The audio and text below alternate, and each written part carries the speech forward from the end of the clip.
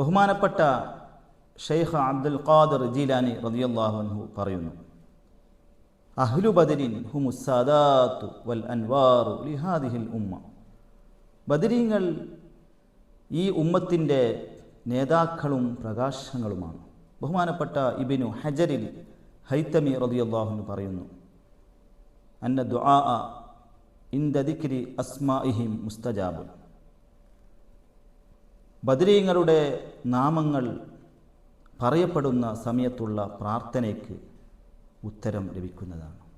ബഹുമാനപ്പെട്ട ഇമാം സുയൂത്തി റളിയല്ലാഹു അൻഹു പറയുന്നു, ഇന്ന ദുആ ഇൻദ ദിക്രി അസ്മാഇഹിം മർജുവുൽ ഇജാബ. ബദരീങ്ങളുടെ നാമങ്ങൾ ഉച്ചരിക്കുമ്പോൾ